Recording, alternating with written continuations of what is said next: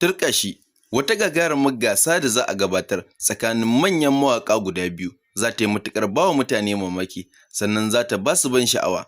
Amma kawai abin da za ku yi shi ne ku biyo mu har zuwa ƙarshen wannan bidiyo domin ganin yadda wannan gasa za ta kasance. Domin ko wannan bidiyon babu shakka zai matuƙar ba wa kowa mamaki da kuma nishaɗi.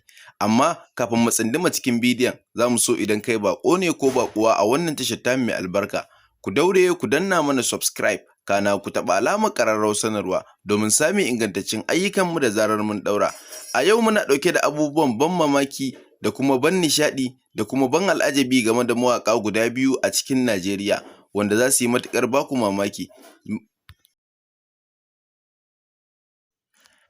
A kwanaki biyun nan ne wasu hotuna suka karaɗe shafukan sada zumunta, inda a ɓari ɗaya na hoton ake ganin Dauda Kahutu Rarara, a ɗaya ɓarin kuma na hoton ake ganin mawaƙi Tijjani Gandu.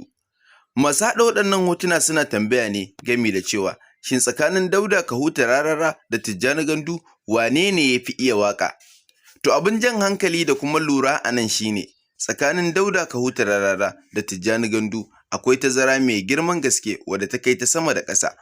Mutane da dama sun dinga zaɓar ra'ayinsu game da wannan gasa da ake. Hakan ya sa tashar mai albarka ta ɗauko waɗannan hotuna ta zo domin ta yi muku fashin baƙi tare da kuma ba ku dama ta ku shiga wannan gasa da ake gabatarwa tsakanin mawaƙi Dauda Kahutu Rarara da kuma Tijjani Gandu. Abin jan hankali da abubuwan ban mamaki da za mu faɗa akan waɗannan mutane guda biyu wanda ake gudanar da wannan gasa a kansu shi ne yawancin mutane ba su sani ba. Tsakanin Dauda Kahutu Rarara da Tijjani Gandu akwai bambanci mai tsawon gaske wanda babu misalci a ciki.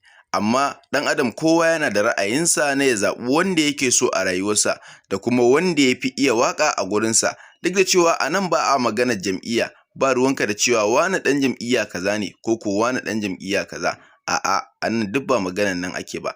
Ana magana ne ta tsantsar iya waƙa. Wane ne ya fi iya waƙa tsakanin Dauda Kahutu Rarara da kuma mawaƙi Tijjani Gandu? To akwai wani abu da muke so mu sanar da ku. Tsakanin Dauda Kahutu Rarara da Tijjani Gandu akwai tazara mai tsawon gaske, domin ko Dauda Kahutu Rarara shi ake kira da president na mawaƙan Najeriya gabaki ɗaya.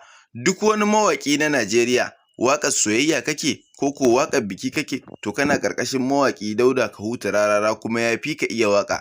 A yadda wasu suka ba sa matsayin kenan. Shi ko mawaƙi Tijjani Gandu wasu suke ganin cewa kamar ƙaramin mawaƙi ne wanda ma yanzu ya fara tasawa.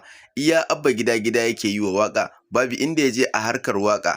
Wasu ta dalilin nan suke ganin cewa haɗa shi ma da Dauda Kahutu Rarara wato president kamar kawai ganganci ne da wasa da hankalin mutane. Sai dai ko ɗan adam kowa yana da ra'ayinsa, sannan kuma wasu da dama ma ba su san wane ne mawaƙi Tijjani Gandu ba.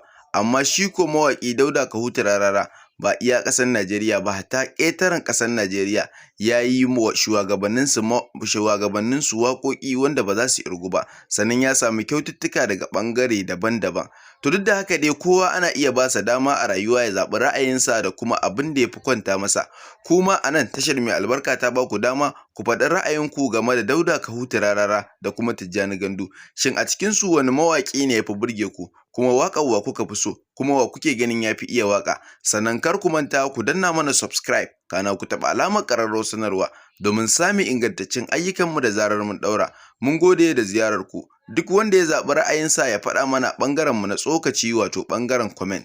Mun gode. Yanzu kafin mu tafi za mu kawo muku kaɗan daga cikin hotunan waɗannan jarumai guda biyu domin su ma jarumai ne a masana'antar shirya fina-finai ta Kannywood.